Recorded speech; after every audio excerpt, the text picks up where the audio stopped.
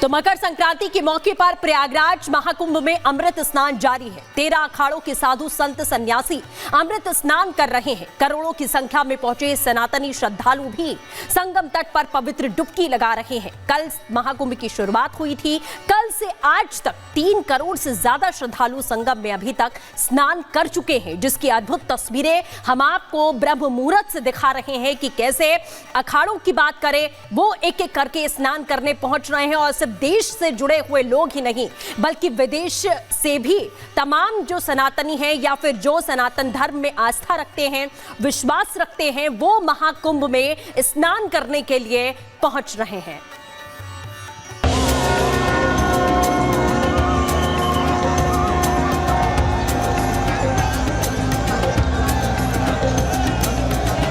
प्रयागराज में पौष पूर्णिमा के स्नान के साथ महाकुंभ का प्रारंभ हो गया। मेला प्रशासन के मुताबिक सोमवार को शाम 6 बजे तक करीब 1.5 करोड़ श्रद्धालुओं ने गंगा में स्नान किया और संगम पर आस्था की डुबकी लगाई।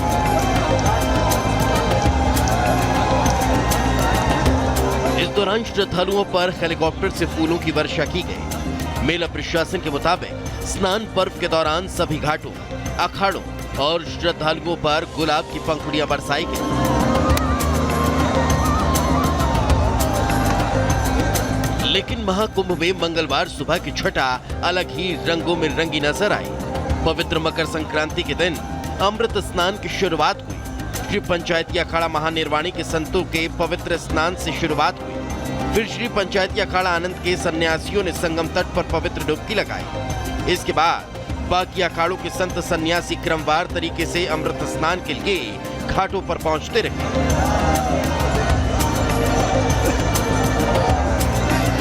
इस दौरान संगम तट पर अखाड़ा मार्ग में कई अखाड़ों की झांकियां भी निकली, जिसमें संतों की एक झलक पाने के लिए श्रद्धालु रास्ते के दोनों तरफ हाथ जोड़े सन्यासियों का वंदन करते नजर आए।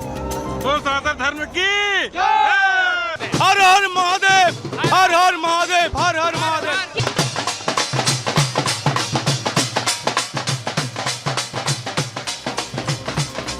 आपको बता दें, मकर संक्रांति के शुभ अवसर पर अमृत स्नान का बेहद खास महत्व है। इस दिन पवित्र स्नान के लिए जहां गंगा तट पर श्रद्धालुओं की भीड़ उमड़ी है, तो वहीं महाकुंभ में इस पवित्र दिन अमृत स्नान के लिए देश विदेश के श्रद्धालु संगम तट पर भी पहुंचे और ये सिलसिला अब भी जारी है। वहीं पौष पूर्णिमा पर श्रद्धालुओं की उमड़ी भीड़ को देखते हुए मेला प्रशासन ने भी पहले से ही पूरी व्यवस्था की हुई है। अमृत स्नान के दौरान संगम तट पर व्यवस्था बनी रहे, इसके लिए पहले ही 13 अखाड़ों को 3 समूहों में बांटा गया है, जिसमें पहला समूह सन्यासी शैव, वैरागी वैष्णव और तीसरा उदासीन अखाड़ा शामिल है।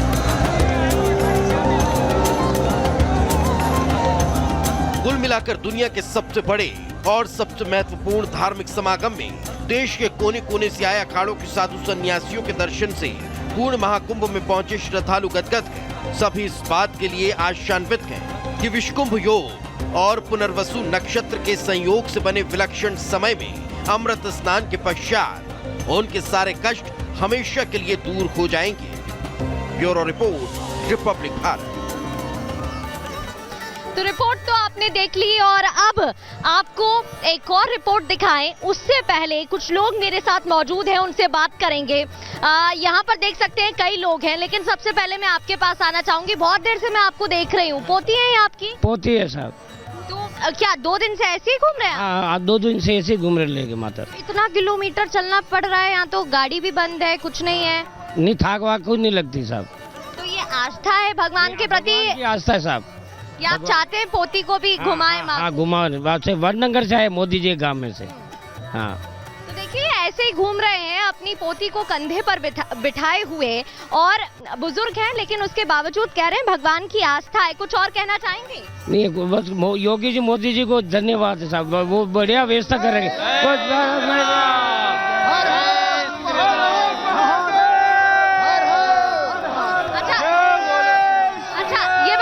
ये बताइए अभी रक्षा मंत्री एक सेकंड, अभी रक्षा मंत्री राजनाथ सिंह का एक बयान आया है जहां उन्होंने उन्होंने कहा है कि पीओके जम्मू कश्मीर के बिना अधूरा है। क्या एक बड़ा संकेत देने की कोशिश? जो सनातन वैदिक धर्म है आदि से अनंत तक और प्राचीन से न्यूनतम, इसका आप अद्भुत नजारा यहाँ देखेंगे कि यहाँ पर एक रस सभी लोग एक में समन्वय में और समरसता के साथ यहाँ व्यक्ति एक अनेकता में एकता का प्रतीक हो रहा है। और जो हमारा सिद्धांत है वेदो अखिलो धर्मस्य मूलम, वेद हमारा मूल है और उस वेद के आधार पर आप देख रहे हैं कि गंगा के लिए हम पावन पवित्र मानते हैं, माँ मानते हैं। माँ मानी देने वाली हमें किस प्रकार जीवनदायिनी माँ देती है, जो इसका एक तत्व है, संचार है, वो हमें देता है। इसी की तस्वीरें आपको दिखा देते हैं। यहाँ उत्साह इसलिए है क्योंकि ये हेलीकॉप्टर यहाँ से जा रहा है जो कि पुष्प वर्षा कर रहा है, फूल बरसा रहा है और साथ ही जो श्रद्धालु यहाँ पर पहुंचे उनका स्वागत किया जा रहा है, इसलिए इतना उत्साह देखने को मिल रहा है। और इन लोगों से मैं बातचीत करूंगी, उससे पहले बिल्कुल ये तस्वीरें आपको दिखा रहे हैं जहाँ पर हेलीकॉप्टर एक एक कर ऐसे कई हेलीकॉप्टर अब तक आ चुके हैं जो पुष्प वर्षा कर स्वागत कर रहे हैं, फूल बरसा रहे हैं। आपको एक रिपोर्ट दिखाएंगे जहां पर शुरुआत नागा साधुओं के पवित्र स्नान के साथ हुई, उनका अंदाज निराला यहां पर देखने को मिला। एक रिपोर्ट आपको दिखाते हैं। हर हर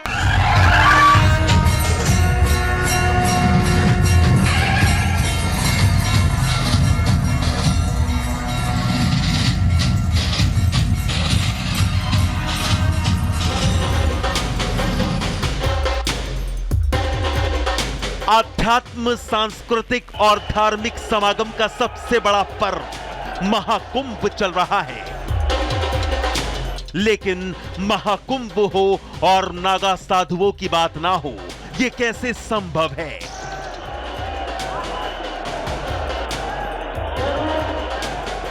महाकुंभ का मुख्य आकर्षण पवित्र स्नान को ही माना जाता है और इसमें सबसे पहले स्नान का अवसर नागा साधुओं को दिया जाता है, क्योंकि नागा साधु हमेशा से ही कुंभ मेले में सबसे बड़े आकर्षण का केंद्र रहे हैं।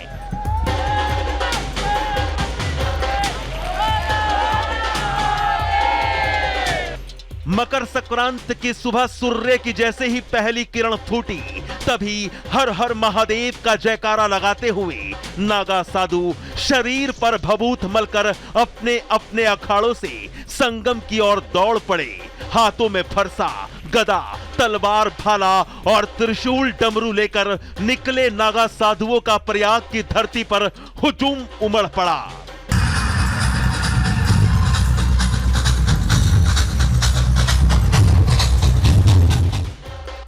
पवित्र स्नान के लिए अखाड़ों से निकले कई नागा साधु घोड़े पर सवार भी दिखे।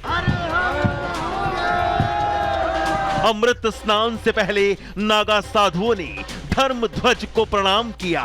नागा साधुओं ने गदा, तलवार लहराते हुए महादेव और गंगा मैया का जयकारा लगाते हुए संगम में आस्था की डुबकी लगाई।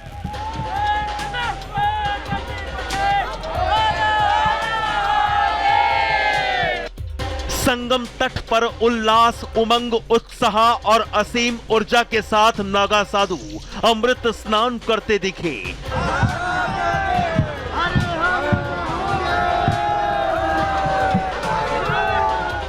शिव के सबसे बड़े भक्त महाकुंभ में अमृत स्नान करने आए नागा साधुओं के जीवन के रहस्य को ज्यादातर लोग जानना चाहते हैं। नागा साधु मोह माया और सांसारिक जीवन से परे माने जाते हैं। शिव भक्त नागा साधुओं के बारे में यह भी कहा जाता है कि उन्हें क्रोध बहुत ज्यादा आता है। नागा साधुओं के लिए 16 नहीं बल्कि 17 श्रृंगार हैं और नागा साधुओं का 17वां श्रृंगार उनके शरीर पर लगी भस्म या राख होती है, जिसे भभूत कहते हैं।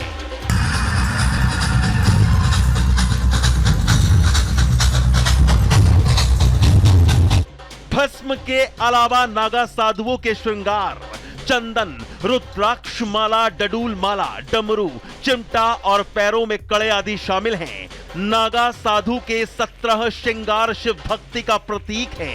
कहा जाता है कि ये श्रृंगार नागा साधुओं के आंतरिक और बाह्य शुद्धिकरण का प्रतीक होते हैं। इन सभी 17 के 17 श्रृंगारों के बाद नागा साधु पवित्र स्नान के लिए संगम की ओर दौड़ लगाते हैं, जहां उनका उद्देश्य शरीर, मन और आत्मा की शुद्धता को सिद्ध करना होता है। महाकुंभ में नागा साधुओं का योगदान और उनका अमृत स्नान एक अद्वितीय धार्मिक अनुभव है, जो न केवल नागा साधुओं की तपस्या का साक्षी है, बल्कि धर्म, संस्कृति और श्रद्धा का भी प्रतीक बनता है। और नागा साधु पवित्र नदी में डुबकी लगाकर अपनी साधना को पूरा करते हैं। Bureau report, Republic Bharat.